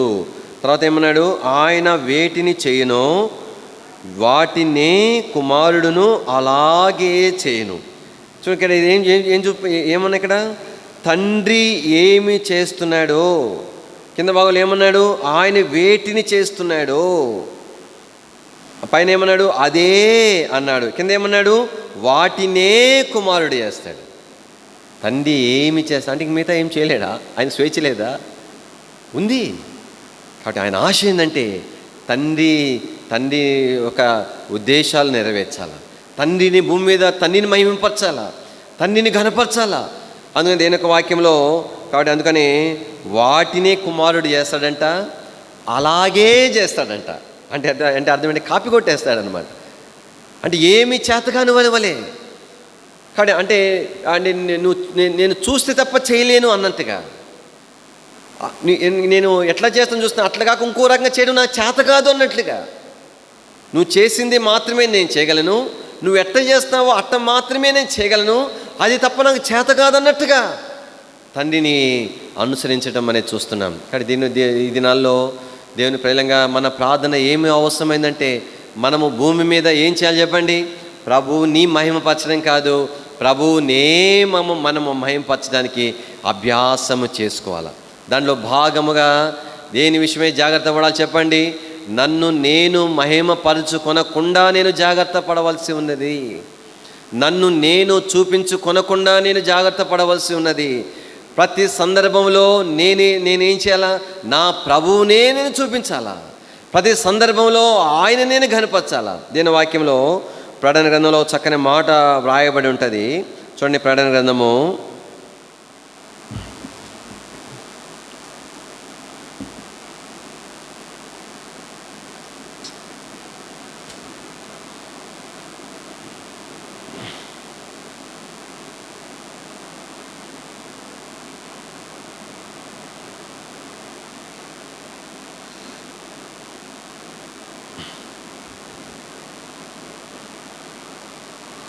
'ప్రభువా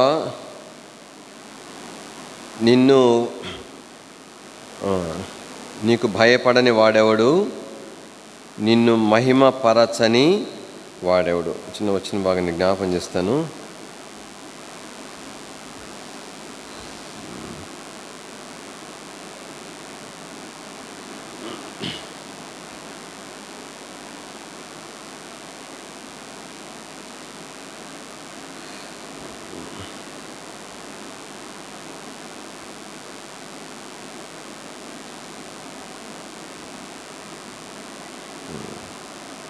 సరే, నేను మళ్ళీ తిరిగి జ్ఞాపం చేస్తాను. 7వ అధ్యాయంలో ప్రభు మహిమపరచని సందర్భాలు ఉన్నాయి.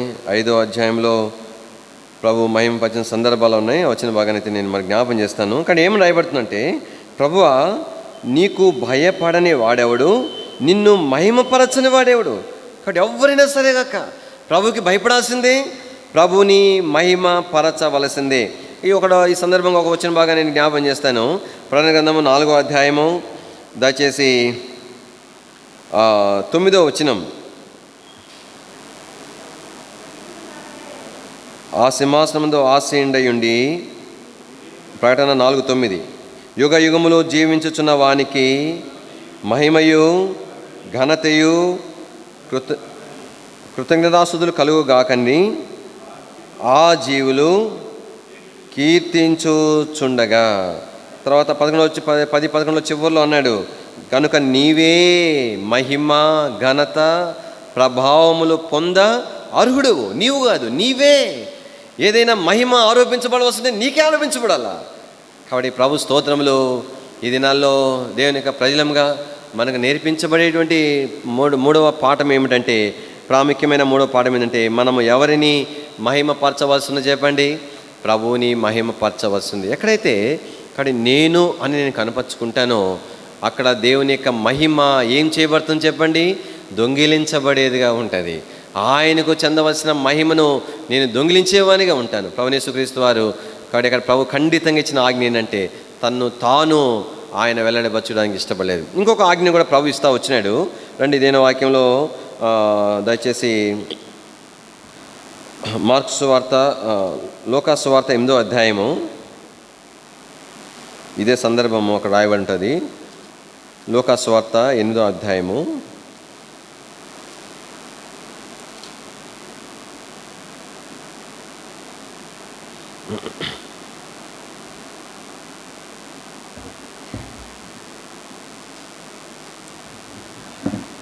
దయచేసి 55వ వచనం.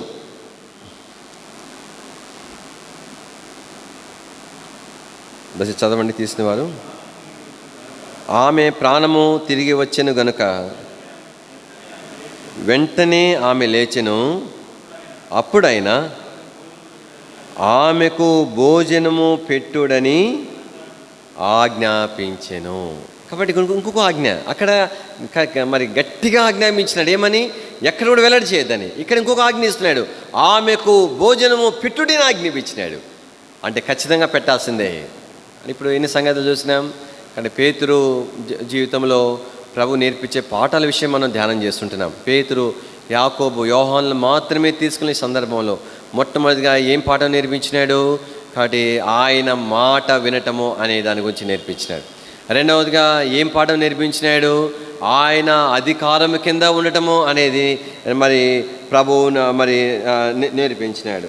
తర్వాత మూడవదిగా ఇక్కడ మరి మనం ఏం చూస్తున్నామనంటే, కాబట్టి మూడవదిగా ఏం నేర్పించినాడంటే ఆయనను దేవుని మహిమపరచాలి అనేటువంటిది కాబట్టి ప్రభువు నేర్పించినాడు. నాలుగవదిగా ప్రభు ఇక్కడ ఏం నేర్పిస్తున్నాడనంటే ఆమెకు ఏం చేయండి చెప్పండి? ఆహారము పెట్టుడి అని నేర్పిస్తున్నాడు. కాబట్టి ఆజ్ఞాపిస్తున్నాడు, ఖచ్చితంగా పెట్టాలా. అంటే బహుశా దీని ద్వారా మనం అంటే బహుశా ఇంకా ఆమె ఒకవేళ ఆమె పట్టించుకోకపోతే మళ్ళీ బలహీనరాలు అయిపోతుందేమో, మళ్ళా మరణం యొక్క వైపు వెళ్ళే ప్రమాదం ఉందనో అనుకున్నాడేమో తెలియదు. కానీ అయితే మొత్తానికి ఆజ్ఞాపూర్వకంగా ప్రభు చెప్పిన మాటగా ఇక్కడ మనము చూస్తూ ఉంటున్నాం. కానీ శిష్యులతో కూడా ప్రభు అదే మాట చెప్పినాడు. ఏం చెప్పినాడనంటే కానీ మీరే వారికి ఆహారం పెట్టాలని చెప్పినాడు. 5 రొట్టెలు 2 చేపలు కానీ ప్రభు మరి విరిచి పంచిపెట్టిన సందర్భంలో మీరే వారికి ఆహారం పెట్టాలి. అంటే దీని యొక్క వాక్యంలో ఇక్కడ కూడా ప్రభు ఆహారం పెట్టమని ఆజ్ఞాపించినాడు. అక్కడ కూడా శిష్యులతో ప్రభు అదే మాట చెప్తా వచ్చాడు. లూకా సువార్త, ఇదే లూకా సువార్త 9వ అధ్యాయము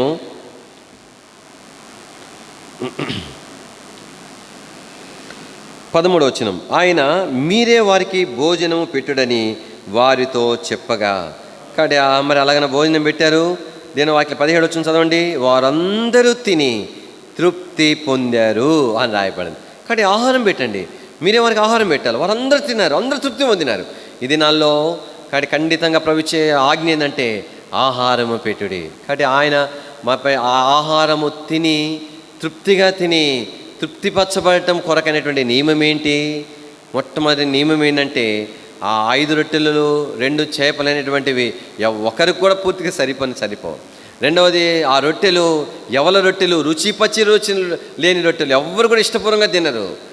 కాబట్టి అయితే దేని వాక్యంలో ఆ రొట్టెలు అందరూ తినటానికి కల ప్రాముఖ్యమైన కారణం ఏంటంటే అవి ప్రభు యొక్క చేతిలోనికి తీసుకొని రాబడినాయి. రండి దేని వాక్యంలో ఇదే 9వ అధ్యాయంలో మనకు జ్ఞాపం చేయబడింది. 16వ వచనం, అంతటా ఆయన 5 రొట్టెలను 2 చేపలను ఎత్తికొని. కాబట్టి ఆయన చేతిలోనికి ఆహారము తీసుకుని రాబడింది. కానీ మొట్టమొదటి నియమం ఏంటంటే, కానీ ఆహారము పెట్టుడి అని ప్రభు చెప్పుట్లో, ఆహారం ద్వారా మనం మేలు నిశ్చయంగా ఆహారమును భుజించి తృప్తి పొంది బలపరచబట్టు కొరకే మొదటి నియమం ఏంటంటే, కాబట్టి ఆ ఆహారము ప్రభు చేతిలోనికి రావాల్సి ఉన్నది. కానీ మనం దేవుని ప్రజలంగా జ్ఞాపం చేసుకోవాలా. కానీ మనం దీని ద్వారా మనం నేర్చుకునే మొదటి పాఠం ఏంటంటే, మనము ఆయన చేతిలో ఉండవలసిన వారుగా ఉంటున్నాం. దేవుని యొక్క చేతిలో భద్రపరచబడవలసిన వారుగా ఉంటున్నాం. కాబట్టి దేవుని యొక్క చేతులు అనేటువంటివి, కాబట్టి అంటే ఆయనకు మనం సమీపంగా రావాల్సిన వారుగా ఉంటున్నాం. నేను వాక్యం 1 యోహాను పత్రికలో ఏం రాయబడింది?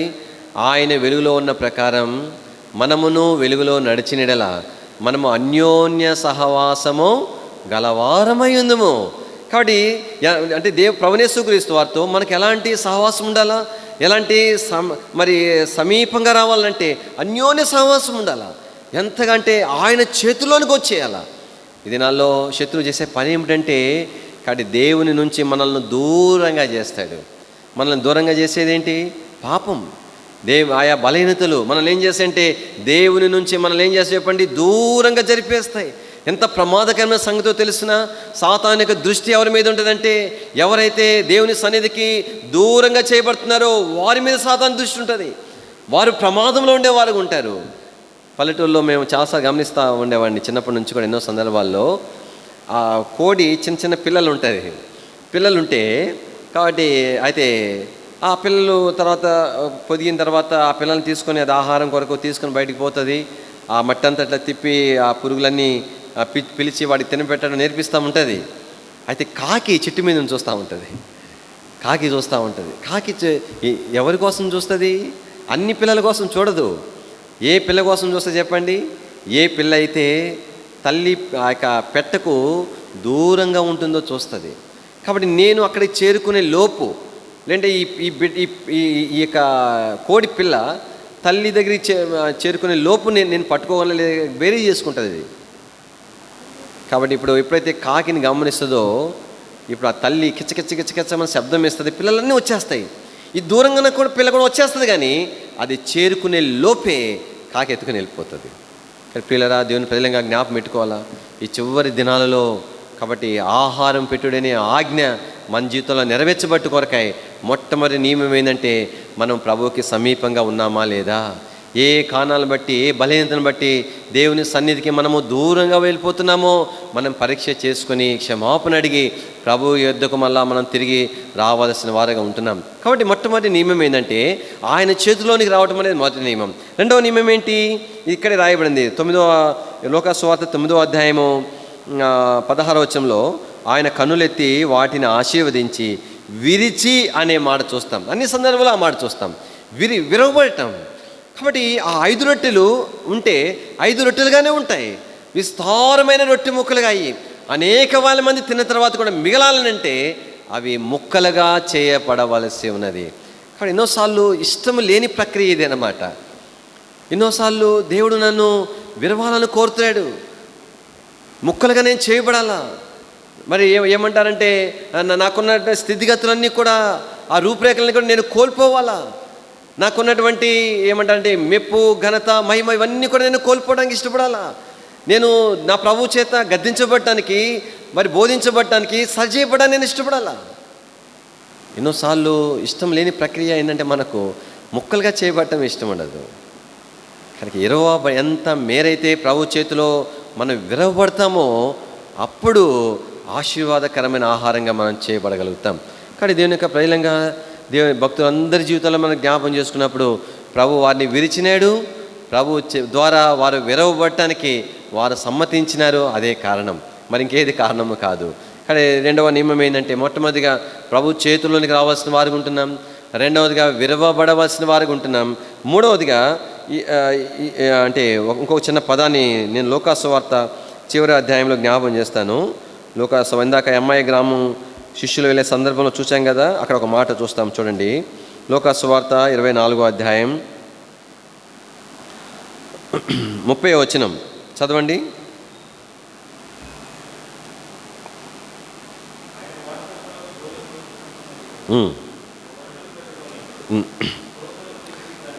స్తోత్రము చేసి దాన్ని విరిచి వారికి పంచిపెట్టగా. కాబట్టి ఎంత చక్కని మాట కదా, పంచి పెట్టడం. పంచిపెట్టడం అంటే నీకు ఇది అని పంచటం అన్నమాట. కాబట్టి మూడవ నియమం ఏంటి? మొదటి నియమం ఏంటి? ప్రభు ఇచ్చేటువంటి ఆహారం ద్వారా నేను బలపరచబడాలంటే, బలహీనుడిగా ఉండకుండా ఉండాలంటే, నిశ్చయంగా ఆజ్ఞ మేరకు నేను ఆహారం పొందాలంటే, మొట్టమొదటిగా నా ప్రభువుకి నేను సమీపంగా ఉండాలా. రెండవదిగా నేను విరవబడాలా. మూడవదిగా ప్రభువు నాకు పంచి పెట్టినప్పుడు నా భాగాన్ని నేను తీసుకోవాలా. అర్థమవుతుందా? కాబట్టి దీని వాక్యం వెల్లడవుతుందంటే అర్థం ఏంటి?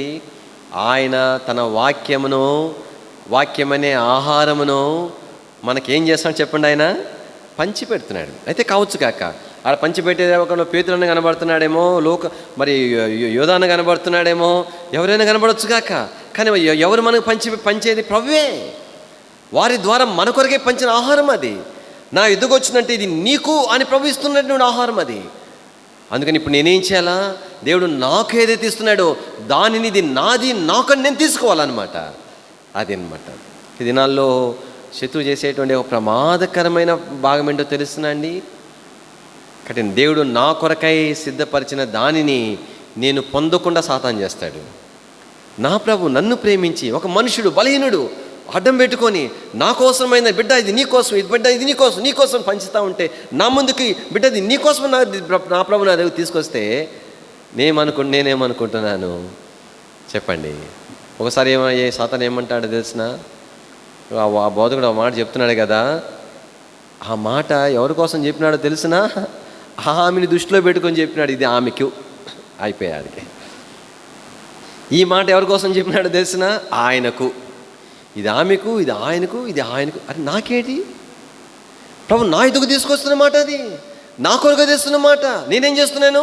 దాన్ని నేను స్వీకరించకపోగా, మంచి మనసుతో నా ప్రభు నన్ను ప్రేమించి నాతో మాట్లాడతాను నేను ఎంచకపోగా నేనేమన్నానంటే దాన్ని నేను చెదరగొట్టేస్తాను నా దగ్గర నుంచి. ప్రియులారా, దేవుని పిల్లగా నేను జ్ఞాపం చేసుకోవాల్సిందంటే, కానీ ప్రభు నాకు ఇచ్చిన దాన్ని నేనేం చెప్పంటే ఇది నాకు అని తీసుకోవాలా. ప్రభు ఈ మాట నా కోసమే అయ్యా, ఈ విషయంలో నేను సరిగా లేనయ్యా, ఈ విషయంలో నేను నిజంగానే నేను పాఠం నేర్చుకోవాలి ప్రభా, ఈ విషయంలో నేను ఇంకా ఇలాగ ఉండవలసింది దాన్ని నేను ఎన్నోసార్లు మానేశాను ప్రభు. ఈ మాట నా కోసమే.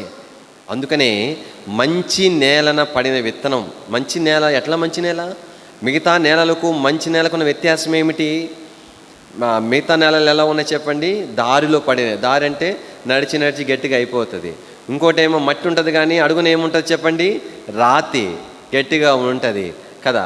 తర్వాత ముళ్ళ పొదలు అంటే అది మెత్తడి నేల, కానీ సారవంతంగా కూడా ఉంటుంది, కానీ ఎదగడానికి అవకాశం లేకుండా ముళ్ళ పొదలు ఉంటాయి.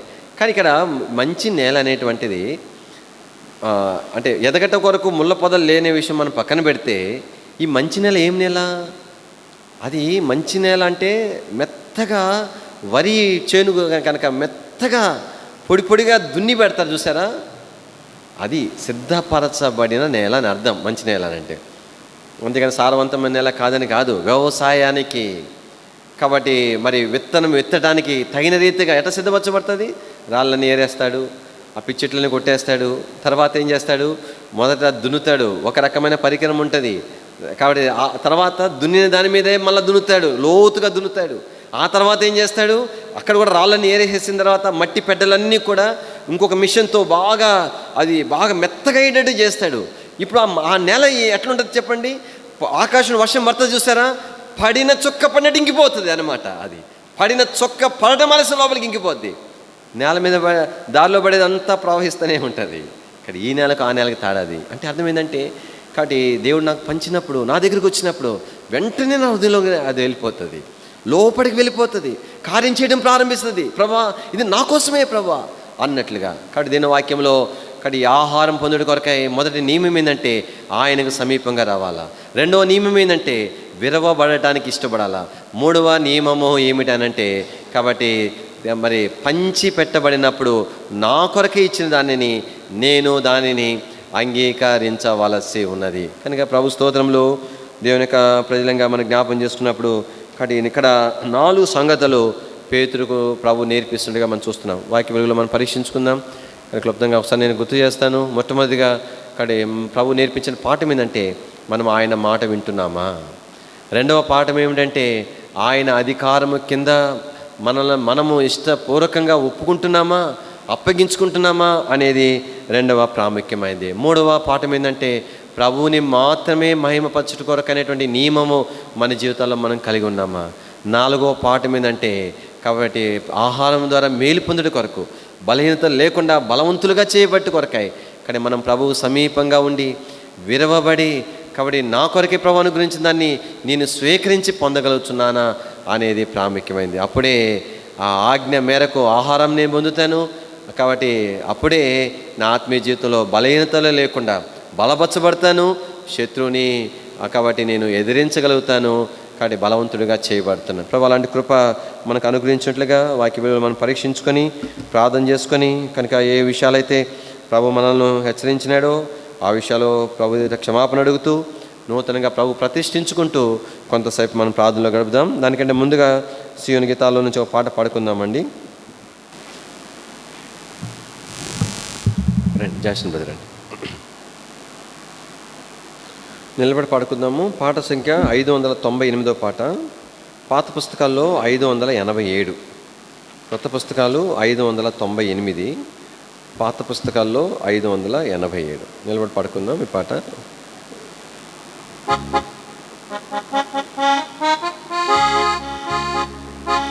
ప్రార్థన విన్నెడు దేవా, ప్రార్థించుమని నా ప్రభువా, స్వార్థము నెల్లను ద్రోసి పరిచరితి మిమ్మము చూడు. స్వార్థము నెల్లను ద్రోసి పరిచరితి మిమ్మము చూడు. పొందిన మేలుల మరచి మందిర సమృద్ధిని విడచి, పొందిన మేలుల మరచి మందిర సమృద్ధిని విడచి, పొందితి మిల్లలో బాధలు నిందను తెచ్చితిమయ్యా. పొందితి మిల్లలో బాధలు నిందను తెచ్చితిమయ్యా.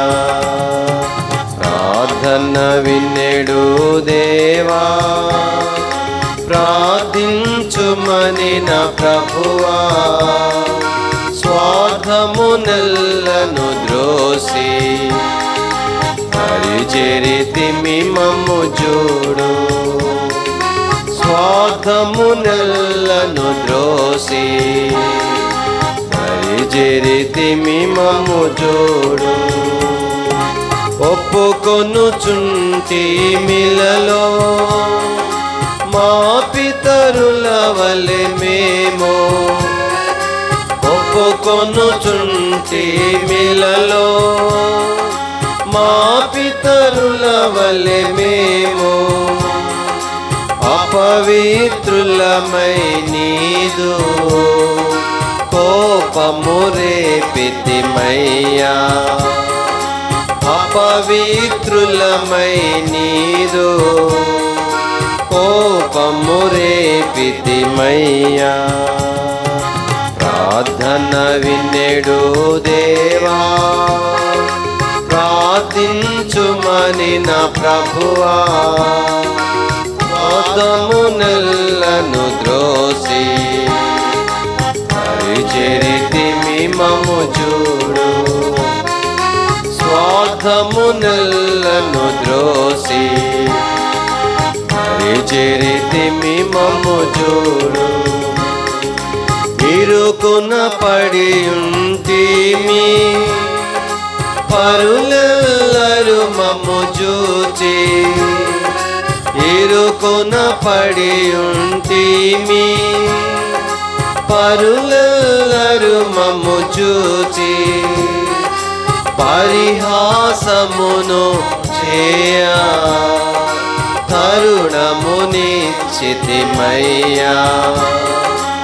పరిహాసమును చేయ తరుణమునిచ్చితిమయ్యా. ప్రార్థన విన్నెడు దేవా, ప్రార్థించుమని నా ప్రభువా. స్వార్థమునెల్లను ద్రోసి పరిచరితిమి మము చూడు.